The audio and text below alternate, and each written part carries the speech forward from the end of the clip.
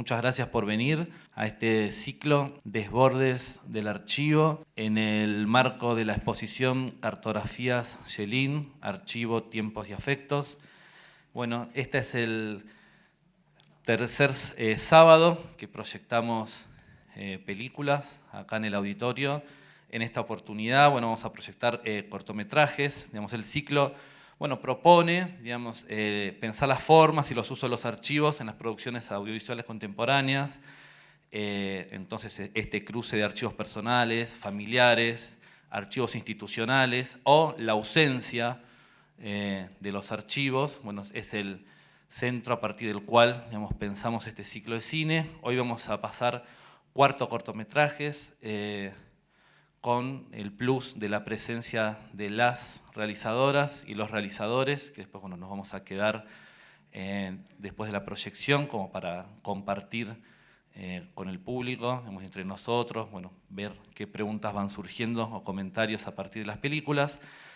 Vamos a proyectar hoy Grito, de Andrés de Negri, posteriormente Las Picapedreras, de Azul Eisenberg, Tres Bocas, un corto dirigido por Agustina Comedi, pero con la idea y la producción y la investigación del área LGTBQI del Centro Cultural de la Memoria Roldo Conti, y cerramos el ciclo con Orden y Procedencia, o las formas de meter el tiempo en una caja, de Estrella Herrera y Celeste Rojas, también con idea de colaboración de Agustina Triquel, que tiene su presencia en la muestra de Yelin. Si ya estuvieron antes en la visita guiada, o si no, les invito a ver la exposición cuando terminemos las proyecciones.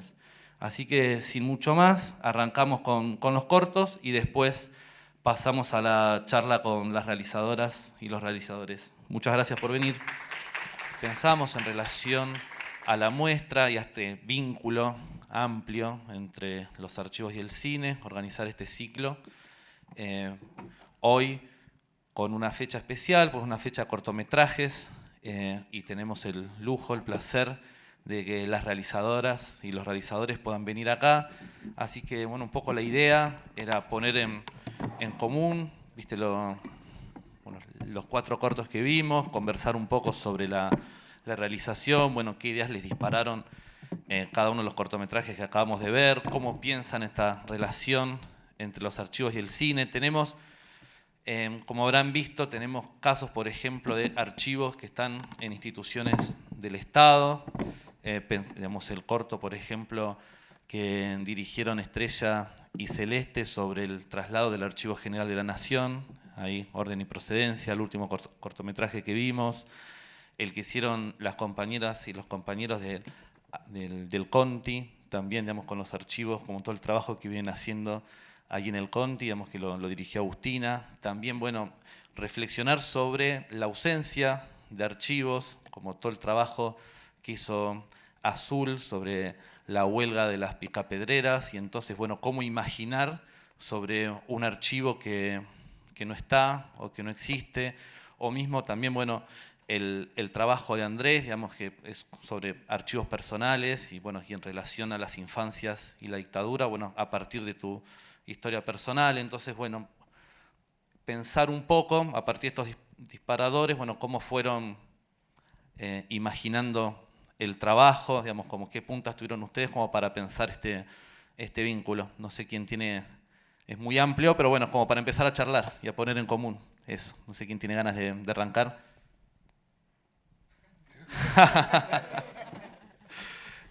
Bueno, nada, Mariano, ¿tenés ganas? Bueno. Ahí está. Bueno, primero gracias por la invitación y gracias a ustedes también por el trabajo de ustedes, no lo había visto y la verdad que está buenísimo en todos los casos. En mi caso, yo me llamo Mariano, soy el coordinador del área LGBT del Conti y el camino, digamos, por el cual llegamos a producir este cortometraje con Agustina Comedi tiene que ver con parte de la tarea que hacemos en el Conti. Ustedes saben, el Haroldo Conti es un centro cultural que está emplazado en la ex ESMA, lo que funcionó como centro clandestino de detención en la última dictadura militar. En articulación con el Archivo Nacional de la Memoria, que es precisamente una institución dependiente de la Secretaría de Derechos Humanos que se encarga de los archivos, vinculados a las violaciones a los derechos humanos, estamos llevando adelante un proyecto de construcción de memorias LGBT. El objetivo un poco es recuperar la historia que tiene el colectivo LGBT argentino y su relación por los derechos humanos, digamos, su relación con la lucha por los derechos humanos. Entre todo eso que estábamos investigando, descubrimos la isla de Tres Bocas, que sale mencionada en 2 o 3 libros que dan cuenta un poco de la historia del colectivo, pero muy livianamente, son algunos comentarios. Y pensaba en lo que decías vos recién sobre la ausencia de archivo. Acá nos ocurría un poco eso. Fue de alguna manera encontrar los archivos y aproximarnos a una historia muy concreta que ocurrió, pero también un poco nos dimos cuenta rápidamente que era un cortometraje sobre una fantasía, porque mucho de lo que se cuenta de esa... O sea, es muy contradictorio lo que cuentan los isleños y las isleñas sobre su propia vivencia. Hay opiniones contrapuestas sobre grandes mitos que ocurrieron, como una fiesta muy famosa a la que cae prefectura y entonces todas las maricas que estaban vestidas de novias y qué sé yo, para esconderse saltan al río y se esconden entre los... algo que nadie termina de decir si ocurrió o no ocurrió de verdad, honestamente. Y nos dimos cuenta también rápidamente que no importaba tanto, porque un poco estábamos también recuperando la historia de una fantasía, una manera de hacer mundo a partir de sostener una fantasía, de poder producir con muy poco un espacio que les permitiera disfrutar, que también es otra de las cosas que me parece que es interesante o con lo que nos encontramos ahí. Que se trataba de disfrutar, que se trataba de poder vivir una vida digna y que para eso hubo que esconderse en muchos casos. Me voy a ir un montón por las ramas porque fue muy especial también para todos nosotros encontrarnos con esa gente, escuchar sus historias.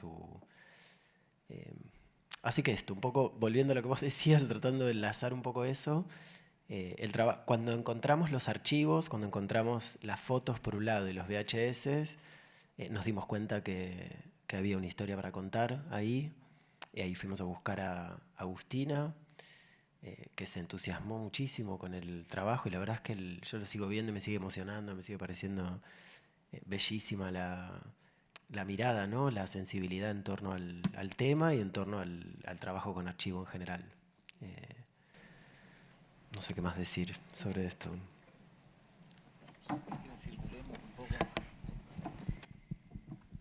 Bueno, gracias también por la invitación a compartir el corto y también compartir con ustedes. No conocía tampoco los materiales y algunos los tenía así como en la lista de cosas que tenía ganas de ver y bueno, una alegría que sea en este contexto. Y aparte también eso, ver trabajos tan diferentes que por algún motivo se reúnen, también, ¿no? Permite así como pensar algunas cosas por contraposición y demás. De hecho, nuestro trabajo que tiene que ver con el archivo es el que menos imágenes de archivo en sí tiene, pero que está totalmente filmado en el Archivo General de la Nación, que en nuestro caso partió más como de el interés por la experiencia de ir a consultar archivos, ¿no? Como qué sucede en esa experiencia concreta de tal vez, sobre todo en estas experiencias que tal vez,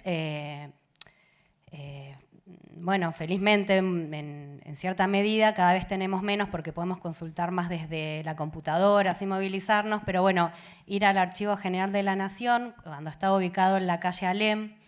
El Archivo General de la Nación, para quienes no sepan, es la institución nacional que está a cargo como de preservar y divulgar también documentación del país, cartas, audios, fotografías, también imágenes audiovisuales de un periodo de la historia. Y bueno, la experiencia que teníamos con Agustina, que es mi compañera con la que hicimos parte del proyecto, de ir y visitarlo, a mí me había despertado así como un interés que tenía que ver con todo lo que uno transita cuando está yendo en busca de eso, de ese archivo, de esa foto, que tiene que ver con una experiencia un poco laberíntica en la que se da una serie de traducciones en la que nos enfrentamos con computadoras, fichas, cajones, situaciones como burocráticas que hacen como a los pasos a seguir. Bueno, y de alguna manera toda esa experiencia me parecía que resonaba un poco con la arquitectura en donde está emplazado el Archivo General de la Nación, porque es un edificio que, como ven en el corto, tiene por un lado toda una impronta en relación a la luz, la sombra, los pasadizos. Entonces, no sé, como casi que era entrar en una película de investigación y de ir detrás de pistas que, bueno, no sé, se volvía como perceptivamente muy estimulante. Quizás ahora en su nueva sede es otra, ¿no?, la experiencia. Entonces, bueno, para ser un poco más sintética, de algún modo estaba eso dando vueltas y surgió en inicio la idea de hacer una instalación en la que se pudiera un poco jugar con esta convivencia de esos archivos con el lugar en el que están, ¿no? Esa casa que es un edificio y que también son las cajas y todo lo que implica la tarea de archivística de los trabajadores y las trabajadoras que operan con esa memoria material que antes de estar en investigaciones o en cortos y en obras están catalogadas, ordenadas y archivadas, ¿no? Y bueno, en el proceso de esa instalación que hicimos nos encontramos con algunas cosas que no podíamos aprovechar tanto la instalación, como el hecho de que estuviera el archivo atravesando una mudanza de sede en la que el Ejército Nacional era quien se encargaba de trasladar estas cajas y, bueno, se ponía como también esta cuestión simbólica del ejército moviendo esta memoria material y entonces ahí convocamos a Celeste para que junto con Celeste hiciéramos esta pieza. Y bueno, quizás me dan ganas también de agregar que lo que tratamos de hacer fue de acercarnos a esta memoria, así, ¿no?, como todo tan quizás solemne y en letras mayores, Archivo General de la Nación, desde una experiencia más subjetiva y desde miradas más particulares, y lo que hicimos fue tener algunas conversaciones con trabajadores e investigadores, y a partir de eso fuimos armando como un pequeño guión. Bueno, como quizás lo contrario a pensar el archivo como una cuestión dura de datos y de, bueno, todo esto tan riguroso que existe efectivamente ahí, del orden y la procedencia, un poco en diálogo con todo este carácter más esquivo y fantasmal y multifacético que tiene, bueno, el enfrentarse a un archivo siempre, ¿no? Como que nunca se acaba, como ese diálogo que termina siendo como un juego de espejos y resonancias. Bueno, también agradecer mucho a los curadores y trabajadores de este ciclo y de la biblioteca. Es como una gran sorpresa que las películas estén también rodeadas del trabajo de esta mujer increíble, de la cual quiero aprender mucho más. Y gracias también a los compañeros por compartir. En mi caso, el trabajo con las picapedreras y mi trabajo en general no tiene tanto que ver con el archivo en tanto patrimonio, como pudieron ver, un poco lo opuesto tal vez, o más desde otro lado. Las picapedreras es un proyecto que se fue gestando en pandemia principalmente, en el 2020, y un poco movida por una pregunta que me atravesaba personal, ética, políticamente, acerca de qué ocurre y dónde están las representaciones de las luchas obreras en el cine. En algún momento fue en el cine nacional en particular, después empecé como a derivar y simplemente era mirar películas y conversar con algunos compañeros respecto de esto que me rondaba, ¿no?, fuera de un marco académico y con ese privilegio de tener ese tiempo de encierro, ¿no? Y un poco en una conversación con unos compañeros, como había uno que decía como todas las películas en donde se lucha hasta las últimas consecuencias son un bajón porque en general perdemos, como clase, como fuerza, o bien porque se nos caricaturiza, digamos, las personas de izquierda y demás. Y entonces otro decía, y no hay una en donde ganemos. Entonces empecé como a tratar de pensar o de mirar y recolectar películas que pudieran dar cuenta de eso y que nos pudieran conmover, ¿no? Pero antes que una película llegué a un libro, que es Los Picapedreros, a raíz de que un amigo historiador me dice, bueno, en Argentina la huelga más larga de la que se tiene noticia es la huelga de los picapedreros de Tandil. Y yo inmediatamente digo, ¿cómo nunca había escuchado hablar de esto? Busco el libro, me lo descargo en PDF, no está en Mercado Libre, fue como una edición muy pequeña que se hizo y no está circulando, digamos, ni que hablar que era pandemia, era como muy difícil acceder. Y dentro de ese libro, que me empieza como a fascinar como el nivel de detalle con el que estaba contada como esa historia, que fueron como 11 meses de huelga, empiezo a encontrar todos estos testimonios de mujeres. Y en esos testimonios había como una oralidad de que Hugo Nario, este historiador, había conversado con ellas o con sus familiares y había podido como transcribir. Un poco me emociono con eso y en el transcurso de esa búsqueda por entender qué imágenes había de esta historia, encuentro que este cineasta, Alberto Gauna, había hecho una película en los años 70 y la había colgado en YouTube, restaurada, como muy bien. La película dura creo que casi media hora. La veo y es una película que recrea esa huelga como con actores aficionados, un poco como digo ahí, y que, bueno, las mujeres brillan por su ausencia, salvo una que está ahí como amacando un bebé, digamos. Entonces empiezo como a, bueno, interesarme mucho por esta tensión de que en alguna parte de la historia esa participación de las mujeres en la huelga estaba narrada y no en la única película que había al respecto. Y un poco como cuento en el corto, a lo largo de muchos meses busco el contacto de Gauna y medio casi me doy por vencida hasta que de pronto aparece y nos empezamos a tener una correspondencia vía mail. Él vive en España, me empieza a enviar todas esas fotos en muy buena calidad, que yo utilicé una buena parte, pero me envió un montón de fotos del rodaje, me empieza a contar un montón de detalles.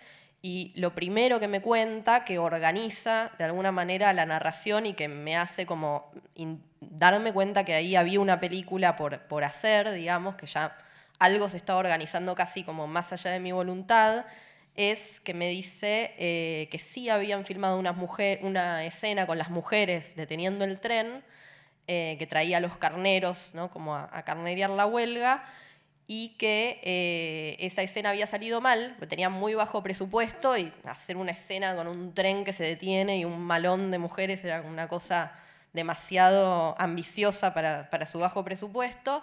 La habían descartado del montaje y esos descartes del montaje quedan en un galpón donde él vivía y que allanan los milicos, ni bien empieza el golpe. Entonces, de alguna manera, como esa no imagen que yo buscaba, de alguna manera como que se me duplica cuando me cuenta que efectivamente sí existió una recreación y además fue como incinerada, ¿no? Entonces ahí un poco todo se empezó a organizar para pensar que, bueno, la imagen que nunca había que intentar representar era esa, ¿no? Que todo tenía que girar en torno a esa imagen imposible. Y que para eso se me ocurre en algún momento como este juego, o me gusta pensármelo así porque me divertí mucho también haciéndolo, de empezar a buscar en mi archivo de películas. Yo trabajo mucho con películas y tengo como una obsesión por guardarlas, tenerlas, si los links de descarga se caen, digamos, bueno, muchos años de piratería y bueno, de dar clases con esas películas y demás. Entonces empiezo a buscar en ese archivo la manera en la que poder contar esta historia utilizando imágenes ajenas, ¿no? Una quizás de las claves que aprendo de empezar a hacerlo era que para seleccionar, ¿no? Imágenes de ese montón que había de películas, fue decir, bueno, en principio no tienen que ser imágenes de películas demasiado reconocibles en donde nos pongamos como a jugar de manera medio snob, como a tratar de reconocer de qué película se trata, sino que las imágenes pudieran como dejar de remitir a sus películas originales y empezar a vivir como imágenes dentro de este nuevo relato. Y un poco ese fue como el juego, de ir armando ese mosaico. Bueno, y después también el texto podría pensarse que es archivo, porque en realidad es un texto que yo manipulé y ya no me doy del todo cuenta en qué momento empieza algo escrito por Hugo Nario o un testimonio o algo escrito por mí, digamos, y fue también un poco una manera de hacer ese ejercicio de fabulación sobre una historia que en realidad nos es inaccesible, pero un poco como decía Martín, ¿no? Mariano, perdón. Un poco podemos como entrar en el universo de la fantasía para creer que sí, hay un modo de narrarla, pero que no es el modo que la historia hegemónica o que el cine documental más hegemónico nos enseñó. Un poco eso. Bueno, dijiste cine hegemónico y obviamente yo me voy a la mierda, ¿no? Porque, la mía es la primera, estaba primera, ¿no? La mía, sí. Bueno, gracias por incluirme en este programa. Un placer, chicos. La realidad es que yo acabo de llegar, no pude ver los trabajos, Las Picapedreras lo tengo visto. Es un placer igual estar aquí y es un placer volver a Grito, que es un trabajo que hoy el tiempo pasa muy rápido y si bien es del 2008, yo hace mucho que no lo veo y es así como que, bueno, son esas cosas que ya uno piensa que no se van a volver a proyectar en una sala, ¿no? A ver, es obviamente todo archivo personal. Bueno, no sé si tan obviamente, porque también podría haber sido una reconstrucción. Hay archivo personal incluso de una manera múltiple de pensarlo, porque yo tuve mi primera cámara de Super 8 a mediados de los 90, 94 calculo, y filmo. Yo tenía como un mandato muy grande de no filmar cualquier cosa en Super 8, no sabía qué hacer. Yo era muy del palo del video, en ese momento se hablaba de videoarte, ¿no? Y es también otro término que suena feo y viejo, pero yo como que estaba en ese palo, en lo que era más video como un campo específico también, ¿no? Había un circuito de festivales de video en los 90. Y me llega la cámara de Super 8, yo ya venía por una cuestión de búsqueda personal, extendiéndome del video a lo que es el cine experimental, venía como bastante investigando ese terreno, que era como muy difícil, sin internet, sin bibliografía. Yo tuve un gran maestro a través del cual pude acceder a muchísima información y mucho material filmográfico también, que es Jorge Laferla. Y cuando tuve esa primera cámara de Super 8, que me la regalan, porque yo siempre estaba con una cámara de video en el hombro,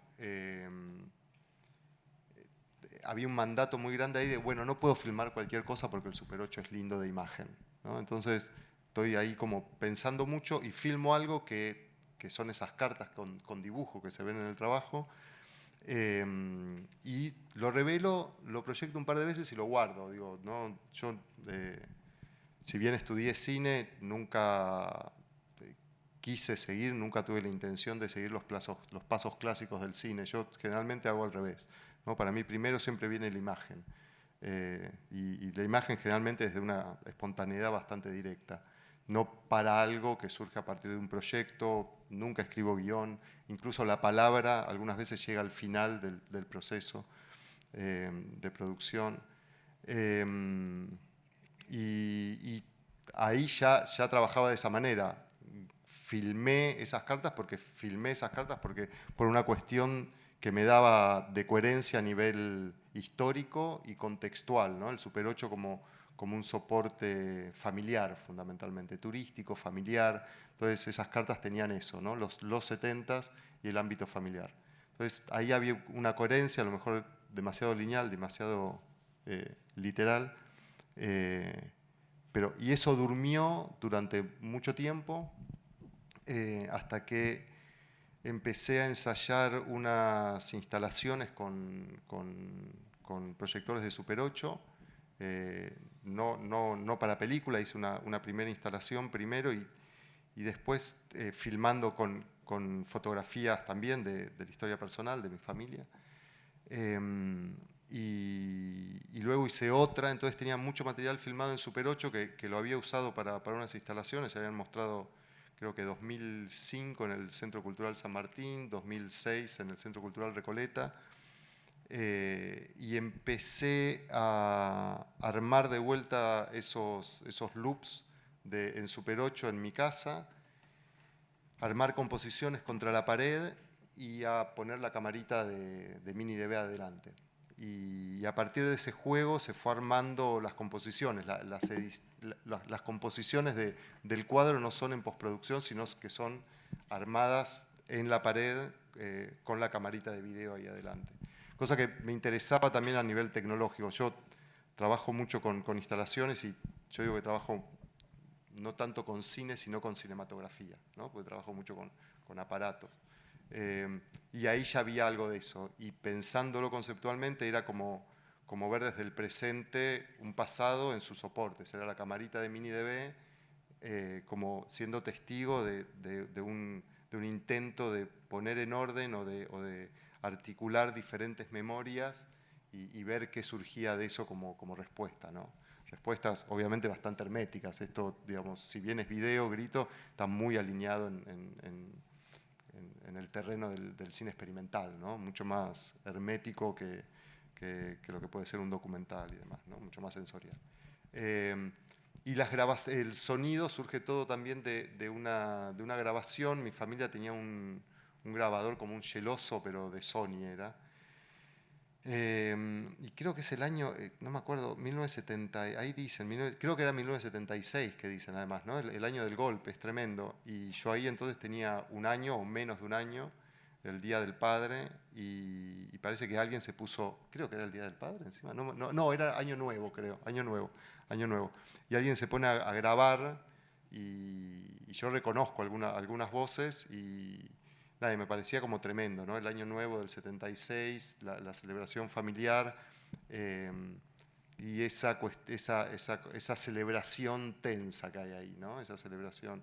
Y yo, nada, seguramente estaba ahí en esa celebración familiar como un proyecto de persona, ¿no? Un niño recién nacido que lo habían traído al mundo en el peor momento de la historia de nuestro país. Y bueno, a partir de eso se arma Grito, ¿no? Que ahí hay una cuestión, bueno, no quiero hablar mucho, pero hay una cuestión de composición y para mí fundamentalmente de desarrollo que tiene que ver con una estructura. Y esa estructura fundamentalmente tiene que ver con sacar a ese niño de esa familia, ¿no? Toda la parte final que son imágenes de la madre de un lado, imágenes del padre del otro, imágenes del niño en el medio, y lo que hago son las 3 proyecciones con los loops pasando, y antes, en una escena anterior había pasado el loop del niño, con las imágenes del niño por un balde con lavandina. A medida que iba pasando, entonces iba desapareciendo la imagen, y hacia el final el loop, la película que va corriendo, entrando y saliendo del proyector, lo voy sacando, le voy poniendo fibrones, lo voy tapando con fibrones, hasta que es tanta la densidad que tiene la película que se descarrila, y como que finalmente ese es el cierre del trabajo, donde el niño logra zafar de ese entorno familiar. Le quería preguntar a Mariano, había visto que este año proyectaron ahí la película en la isla Tres Bocas, habían organizado algo en relación a los carnavales. Bueno, quería preguntarte un poco cómo era el vínculo con quienes se entrevistaron, como qué repercusión habían tenido con la película, cómo fue esa proyección, cómo sigue el trabajo con este archivo. Bueno, el laburo que hacemos nosotros tiene mucho que ver con eso. Las escuchaba recién pensar en qué diferente es esta idea, ¿no?, del Archivo General de la Nación, a donde de alguna manera es cierto, hay como una especie de legitimación, vamos a decir, o de entronización de cierto relato nacional, que es precisamente lo que hacen los milicos ahí, ¿no? En todo relato de nación hay decisiones sobre qué es lo que queda dentro y qué es lo que queda afuera. Y en nuestro caso, siempre el trabajo, de alguna manera, es un poco más precario, en el sentido en el que estamos contando historias que no han sido recuperadas por la historia nacional y que a la vez son producto de una precariedad muy grande. Por ejemplo, hay un montón de fotografías que no encontramos porque fueron o se incendiaron en el Delta, porque el Delta se incendia todo el tiempo, las casas, por problemas eléctricos, etcétera, o inundaciones, o bueno, entonces siempre es un trabajo como de reconstrucción ahí más silvestre, vamos a decir. Bien, en este sentido lo pensamos con la comunidad, porque entendemos ahí que parte del trabajo se trata de revitalizar un pasado y por eso lo llamamos construir esa memoria y no recordar, porque no es que no entendemos la memoria como algo que está ahí al alcance de todo el mundo para que uno vaya y absorba una información que ahí existe, sino que en todos los casos implica una disputa también, e implica, como les contaba, en anécdotas muy, muy concretas de esto, hay discusión sobre si eso ocurrió o no ocurrió, de qué manera, si yo estaba ahí, quién ganó el premio, quién no lo ganó, si te robaste el coso, si no te lo robaste, todo eso. En este sentido es una pavada, se puede ver, y evidentemente hay en otros aspectos de la historia argentina y de la memoria, a donde en todos los casos hay debate y hay contradicción. Entonces, parte de la tarea que hacemos tiene que ver con invitar a pensar a toda esa gente sobre su propio pasado, y en el proceso les conocimos a todos ahí, a la gente más joven de la isla, que está viviendo ahora, hay una nueva camada de... En este caso es más lesbiana, la nueva camada de la isla, tiene un origen como mucho más marica, vieron que lo que más sale ahí en la filmación, más allá de las diferentes voces, son hombres gays festejando fines de los 80, principios de los 90, y hoy es una isla diferente, en ese sentido es una composición en la gente más joven. Entonces, lo que hicimos fue conocer a todos, ponerles en contacto también las distintas organizaciones que funcionan en la isla. Hay, por ejemplo, un grupo de mujeres que se juntan a jugar al fútbol, está la escuela, está el grupo de vecinos que hacen como de sociedad de fomento, que son los que pintan el muelle, y los dueños de los bares emblemáticos de esa época, que tenían relación entre ellos como generacionalmente, estaban como la camada de los más viejos, los más jóvenes. Entonces en un punto se trató de ponerlos en contacto, ir a reconocerlos también desde el Estado, en este sentido sí, más cerca quizás del Archivo General de la Nación, en relación a que somos el Estado finalmente, y vamos ahí a decirle a un grupo de gente, bueno, ustedes son importantes para la historia, por lo menos que estamos recuperando en la ex-ESMA, son importantes para la historia de los derechos humanos de nuestro país, cosa que tejió una sensibilidad, digamos, y una cercanía con ellos que bueno, hasta el día de hoy fue muy emocionante para todos ellos, imagínate. Entonces, como parte de la realización, una vez que encontramos estos materiales, hicimos muchas entrevistas, hay muchísimo material que quedó afuera, incorporamos muchos de estos VHS y fotografías a la colección del Archivo Nacional de la Memoria para la consulta pública, para que cualquiera pueda ir a ver también ahí qué ocurrió. Y decidimos hacer el estreno en la isla, lo cual fue un desafío desde todo punto de vista, sobre todo técnico, porque realmente es muy precaria la electricidad, se corta la luz todo el tiempo. Imagínense transportar equipos, porque por supuesto no había ni proyectores ni equipos de sonido, hubo que llevar todo eso en embarcaciones de vuelta muy precarias, flotando así, llegando hasta ahí, montando un microcine. Pero la experiencia fue hermosa, la verdad, vino gente del continente, pero vino gente de toda la isla, y les permitió también algo que un poco, o nos permitió a nosotros también ver que algo del diagnóstico que teníamos, por el cual pensábamos que era importante hacer este tipo de cuestiones, era cierto, o por lo menos vimos ahí una punta que tiene que ver con una especie de ruptura, por lo menos Esto probablemente esté ocurriendo en otros ámbitos de la vida cultural argentina, pero en nuestro caso, que trabajamos específicamente con el colectivo LGBT y haciendo política LGBT, una suerte de ruptura entre la historia de nuestro propio colectivo y quienes, por ejemplo, hoy son muy jóvenes y gozan de una serie de derechos que han sido conquistados de una manera muy específica por personas muy específicas.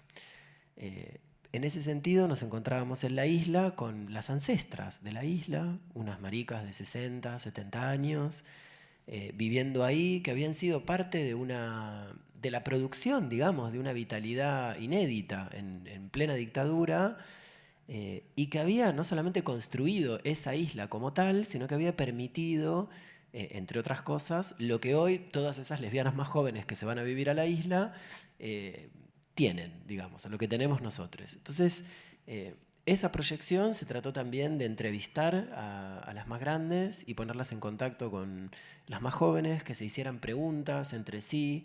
Es muy divertido escuchar las diferencias que hay en torno a las nuevas identidades, qué piensan estas maricas más grandes sobre les no binarias, toda esa discusión que no se había dado hasta el momento, como que por lo menos no había ocurrido ahí en el territorio. Por eso creo fue tan interesante, sí. A partir de ahí vamos todos los febreros. Nuestra idea es celebrar ahí el carnaval. Ustedes saben que la historia del carnaval en Argentina tiene una relación muy directa con la dictadura lo prohíbe, entre otras cosas que prohíbe la dictadura cívico-militar argentina. Y bueno, esta gente mantuvo viva durante esa época la llama de ese carnaval ahí. El carnaval es algo muy importante para nuestra comunidad, probablemente lo hayan visto, el sábado pasado fue la Marcha del Orgullo, este año hubo 1.700.000 personas, se calcula, y se puede ver ahí cómo hay algo de nuestro colectivo que conjuga rápidamente fiesta y lucha política, que ante la mirada heterosexual es más difícil de entender, en general tiende a partirse la lucha del goce. Y en nuestro caso gozamos y nos divertimos a la vez. Hay algo ahí de la manera en la que se fue estructurando nuestro propio folclore, eso se ve muy claro en la isla. Y esto, todos los febreros entonces volvemos a ir ahí, pusimos una placa la primera vez, la vandalizaron, fuimos al año siguiente con un artista visual con el que venimos trabajando, hicimos un monolito, estamos preparados para que lo destruyan y volver al año siguiente y no sé, va a ser una escultura o algo cada vez más grande. Y así que eso, sí, fue absolutamente virtuoso. Todavía hablamos con todos ellos, los vamos a visitar. Estamos tratando ahora de lograr que la legislatura bonaerense declare de interés de la legislatura a la Riviera, que es el bar emblemático donde empezó a ocurrir todo eso que cuenta la Chicho en el documental. Creo que me fui por las ramas de vuelta, pero bueno, eso sí. Gracias. Vos sabés, Estrella, que cuando había visto el documental también pensé en los paralelismos que tenemos con la historia de la Biblioteca Nacional, porque el traslado de todos los materiales de la biblioteca también lo hizo el Ejército en el año 92, digamos, de la vieja sede de la calle México a la sede actual, es decir, como ciertos paralelismos. No hay registros que yo sepa filmados de aquel traslado, digamos, pero como me trajo bastante rememoración en relación a eso. Y nada, quería, digamos, consultarte, digamos, cómo pensaron un poco el pasaje como de la instalación. Yo había ido a ver la muestra ahí al CCK y a la vieja CLAGN, creo que era sobre calle Sarmiento, ¿puede ser? ¿O Perones? Sí. Tenía dos entradas. Por 25 de mayo, ahí está, por 25 de mayo. ¿Y cómo pensaron, que es algo que también está bastante presente como en los 4 cortos, como la relación del sonido, ¿no? Con la imagen? También es como bastante potente ahí el sonido, me parece, cómo lo pensaron ahí. Te escuchaba y pensaba con esto que es cierto, ¿no? Como, bueno, lo que produce decir Archivo General de la Nación, también pensaba lo que sé o no sé del Archivo General de la Nación, que tampoco es tanto, digamos, como que algunas cosas aprendí a partir de esta curiosidad de pasar tiempo ahí, de hacer esta colaboración, pero que con todas estas letras mayúsculas que tiene, es un lugar bastante precario, la verdad, como pese a todo eso. Y de hecho la mudanza la hizo el Ejército porque no había dinero para pagar ningún transporte, ni nafta, ni nada, y la verdad que el ejército, digamos que muy ocupado no está, y está disponible en algún, bueno, es un poco lo que escuché, y bueno, y había una cuestión así real, y también uno piensa el ejército, y conversé con los chicos, y bueno, les pregunté a qué se dedicaban, y eran el personal de la banda militar, los que hicieron la mudanza, chicos que tocaban el redoblante, la trompeta, entonces, y hacer la mudanza del archivo, que todavía no está ni terminada, incluso siendo el Archivo General de la Nación, tampoco es algo que se hizo con muchos recursos. Pienso que también el Ministerio del Interior, al cual pertenece el archivo, creo que hay toda una discusión sobre si no sería mejor que perteneciera tal vez al Ministerio de Cultura, como algo también de, bueno, de los recursos de ese ministerio, tal vez, ¿no? Que también maneja, no sé, pasaportes, DNI, como bueno, el tratamiento de estos otros archivos también y documentos, que bueno, que al fin de cuentas también terminan teniendo algún tipo de valor en la medida en que son consultados y son incluidos en algún tipo de relato, ¿no? Entonces, nada, pensaba en eso, como por un lado sí es el Archivo General de la Nación y a la vez como no deja de ser un lugar con su precariedad. Hace poco se pasó este material en unas jornadas y bueno, y escuché así como algunas charlas muy de los trabajadores y las trabajadoras bien del nicho y bueno, queda muy en evidencia cómo de algún modo la conservación y la disponibilidad de estos documentos que son públicos y que estaría buenísimo como que estuvieran muy accesibles, se sostiene en base a unos trabajos muy esforzados de la gente que trabaja ahí, con también bastante poco soporte quizás hacia nivel más como material.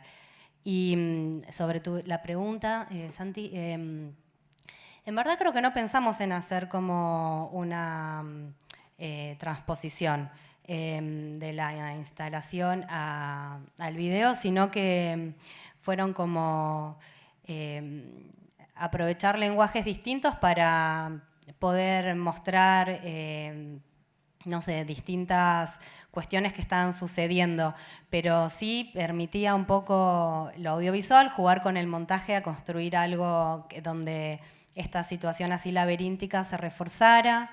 Y en relación al sonido, ahí Celeste tuvo muchísimo que ver porque ella hizo el montaje. Esta es una pieza que se sostiene mucho con el montaje. Habíamos grabado muchos sonidos como de maquinarias, un poco imaginando como el trabajo de todas esas tecnologías un poco obsoletas ya, que en el archivo había como una especie de museo de máquinas que fueron parte del trabajo de lo que se hacía ahí, que ahora estaban como piezas casi así de exhibición. Y bueno, y también lo que hicimos fue grabar como conversaciones que escuchábamos durante ese proceso de mudanza. Tal vez a las personas del ejército o a los trabajadores que estaban por ahí, como quien va dando un paseo y escuchando cosas así fragmentariamente. Y después con estas entrevistas, bueno, ese texto en voz en off que pone la voz Gabriela, como para construir así más imágenes poéticas, digamos.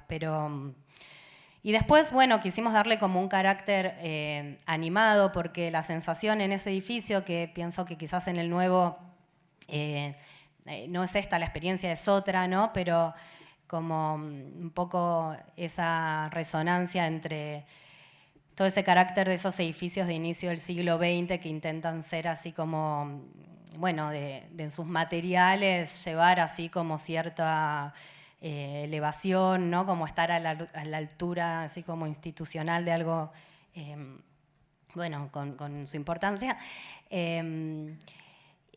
Generaba la sensación de estar como en un lugar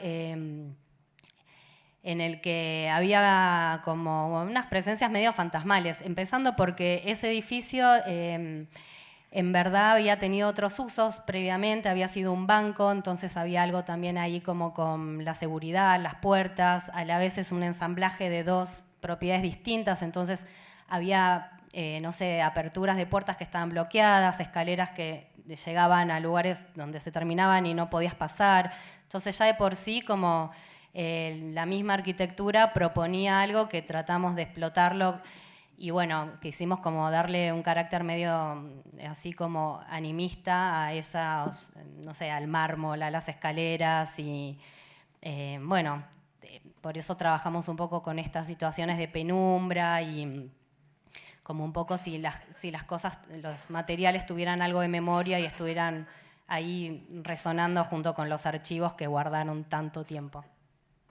Pensaba en esa mesa que aparece cada tanto ahí en el video, como antes contaste un poco cómo estructuraste, cómo nació el primer disparador que te estructuró un poco la manera de trabajar y bueno, esa mesa claramente tiene así como un lugar también, ¿no? Que todo el tiempo se vuelve, como un tiempo presente. No sé, te quería preguntar un poco más sobre esa mesa.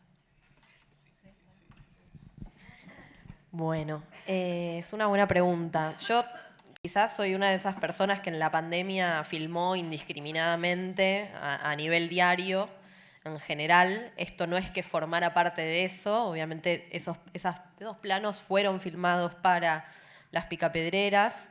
Yo en ese momento vivía también enfrente de una fábrica, entonces otra de las derivas de esos diarios, digamos, era filmar insistentemente la fachada de la fábrica y eso que ocurría, digamos, bueno, en un contexto en donde había muchos que teníamos el lujo de poder trabajar desde nuestras casas con esa seguridad higiénica, digamos, y otros que nunca pararon, ¿no? Y era el caso de la fábrica de enfrente de mi casa. Estoy ya derivando, digamos, para empezar a responder la pregunta, pero parte de la inclusión de esos planos tenía que ver con una pregunta que me resonó de la exposición de cartografía Shelin, que estaba puesta en uno de los archiveros azules, que decía algo así como cómo enunciarse al contar una historia, cómo enunciarse en las historias que contamos.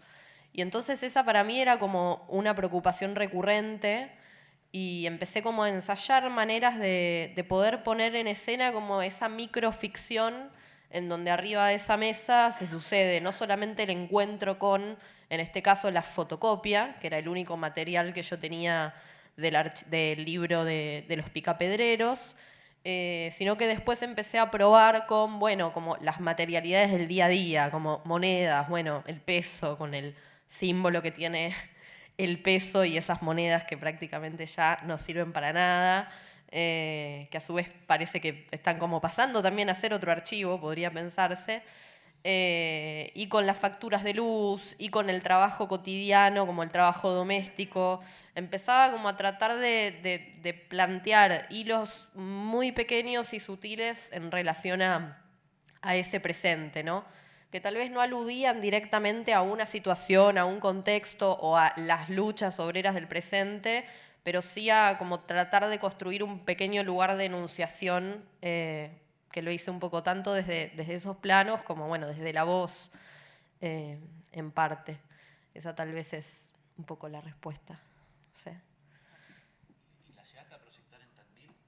Bueno, esa es una gran pregunta compleja porque por un lado la película solamente se proyectó a través del canal Abra TV de la Universidad de Tandil, pero posteriormente yo intenté muchas veces generar proyecciones y la verdad es que las únicas personas que me dieron bola de ir buscando como a quién o de que personas se enteren de la existencia de la película y me convoquen, fueron instancias muy autogestivas, por ejemplo, de colectivos feministas, adentro de bibliotecas populares, lugares donde me pedían, no sé, el link para descargar porque ahí no había internet, pero desde ámbitos institucionales no me dieron mucha bola.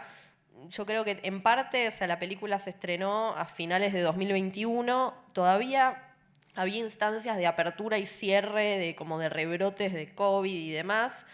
2022, digamos, las precarias instancias en las que intenté no tuve como mucha recepción y bueno, fueron después como también años y meses complejos en lo personal, pero estoy con muchas ganas de que se pueda proyectar y en conversación con varias personas que están ahí. Sí, la vio, por supuesto, Alberto Gauna, que vino acá también, y que también, no sé, hizo correr la voz de la película en Tandil mismo, pero está difícil. Yo quiero que se proyecte en la fiesta del Picapedrero, que fue hace muy poco, pero también, no sé si tal vez por no ser de Tandil hay algún tipo de resquemor, pero bueno, ya podré acercarme, espero, en algún momento.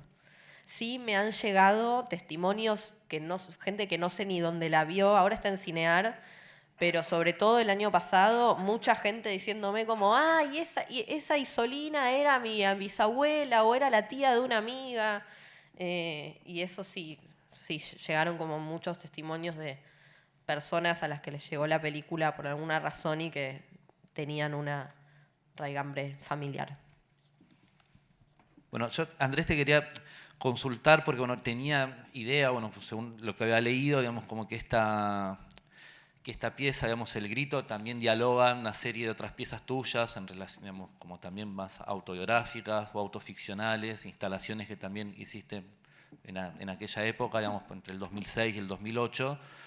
Y bueno, también si fue programado, dialogó con otras películas relacionadas, digamos, a infancias y dictadura, digamos, al uso de los archivos personales en relación al pasado reciente, digamos, también un poco cómo había circulado en relación a tu propia obra y con otras obras de pares. Bueno, sí, es parte de una serie, además es el trabajo que le da nombre a la serie y es el último trabajo de la serie en realidad, es raro eso. No sé si, no es, iba a decir que había sido como mi último trabajo para salas, pero no, después hice otras cosas. Yo trabajo mucho más en instalación y fotografía desde la cinematografía, pero más, digo, como que en los últimos años me dediqué más a eso.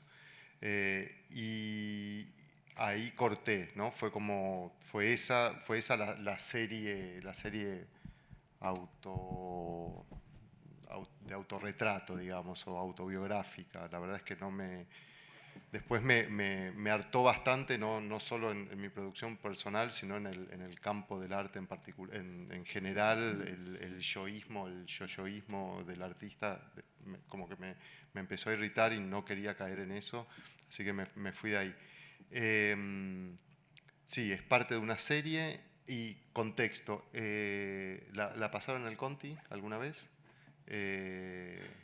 Con otros trabajos míos, pero obviamente en el contexto del Conti era como la pieza central para poder hablar de derechos humanos. Y es un trabajo que, como te digo, yo hará 10 años que no lo veo. O sea, pero en su momento giró mucho, de hecho ganó el primer premio del Festival Nacional de Mar del Plata. Después tuvo otros premios internacionales en otros festivales y por eso giró mucho, pero la verdad es que no le sigo mucho el rastro. No sé, la piden, la mando y la verdad es que no recuerdo, porque en serio no la... Sí. Así que sí, estuvo en otros contextos, pero no... Sí. Lo que sí fue muy gracioso, porque en realidad no fue la última obra de la serie. Cuando Grito gana el Festival de Mar del Plata, el premio era subirla a 35 milímetros. Y para mí era como ridículo, porque yo era un pibe que venía del video, había hecho algo en video filmando Super 8, me gustaba que sea en video, y el premio, entonces dije, ¿qué voy a hacer?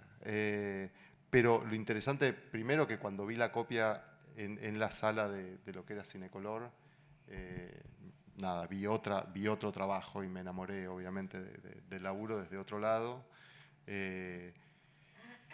Pero eso me permitió hacer una instalación, o sea, está la versión instalación a partir del 35 milímetros con dos proyectores de 30. Uno tiene dos instalaciones, uno con un proyector de 35 y otro con dos proyectores de 35 en loop, con un loop gigantesco que sale del proyector, va y vuelve a la pantalla, la película haciendo como un cono, así como ese gesto medio, como esa imagen medio expresionista que que tiene, ¿no? Parte del grito, de grito tiene esto de catártico, obviamente, de un proceso catártico. Entonces, tiene esa cuestión de la película saliendo y expandiéndose en el espacio, yendo hasta la pantalla y volviendo.